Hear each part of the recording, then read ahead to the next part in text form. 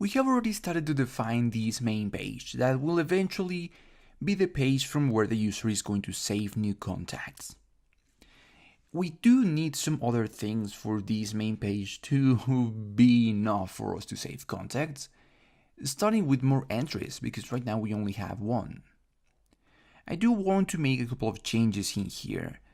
The entry, first of all, is no longer going to have a text, but it is going to have a placeholder, letting the user know what this entry is going to be about. And the first one is going to be the name. The second change that I want to make is more like an addition. I want more entries in here, a few more entries in here. Of course, each of these entries is going to have a different placeholder. Let's say that this is going to be for the last name. We're also going to have a placeholder for the email. Let's add one for the phone number and maybe one for the address. And eventually we do have this save button. And now this looks more like a page from where we would add new contacts, and you can see how the result for Android is pretty much the same, of course with native controls. But the more important thing here is that we need to know when this save button is pressed. So in this lecture I'm going to be creating an event handler. In Xamarin, events are going to be triggered when a certain action is performed. And in the case of the button, the clicked event is going to be triggered when the user presses the button. So this is exactly the event that we need to handle. Now notice that as I right-clicked in here, there is a small helper from Visual Studio that is telling me, do you want to create an event handler? And it is actually going to go ahead and name this event handler for us. It is going to be called handle_clicked. Now, if I had many buttons, this really doesn't tell me that much. So I do recommend that before doing anything, you name your button. What I'm going to do in here, and let me just make this definition correctly because I removed the /, is name my button. And we can do it by writing x:\name. And my button, I do recommend that always starts with what this button is going to do. Let's say that this is going to be the save, and that always contains the name or the type of the element, in this case, button. So now my save button, well, it's called save button. It makes entire sense for us to call the button that is going to be saving a contact save button. This could even be called save contact button if we had many different save buttons all over our application. But save button is going to be enough for this particular case.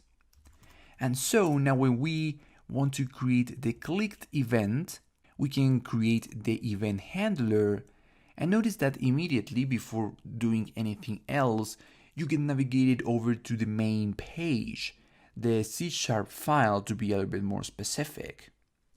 Here, notice the blue indication in here. It is telling us to use the arrow keys to position our event handler. Then to press enter to select the location, or press escape to cancel this operation. I recommend that everything, every method, every event handler that you define inside of a class in general goes below the constructor. So in this case, I'm going to be positioning my event handler below the main page constructor. And what I want you to do in here is change the name, because again, this is handle clicked, which makes no real sense. I recommend that you change this to the name of your button. This is save button _clicked. So this makes a little bit more sense. You can understand what this method is about. This is the event handler for the click of the save button. Now, if you change this name over here in C#, you want to do the same thing over here in XAML. So the clicked event is pointing to exactly the same event handler that we have over in C#. If you want to create this event handler from Windows, by the way, you will have to do something very similar. On the button, you will have to access the clicked event handler, and from here, notice that you have also the new event handler option. Now, before doing it on Windows, let me actually show you that on Windows we have a slight advantage to our Mac counterpart. If we set the name before creating the event handler, let's say that this is going to be the save button too, we can simply write clicked again, and when the new event handler is created, notice that first we don't have to go ahead and select where this is going to be created, and second, the name is already set to that name that we have for the button. We didn't have to change it. Automatically it is save button underscore clicked. And notice that also the C# file was opened over here, and automatically this event handler was positioned below the constructor. So as you can see, it's a little bit faster doing it on Windows. Eventually though, you do see exactly the same result.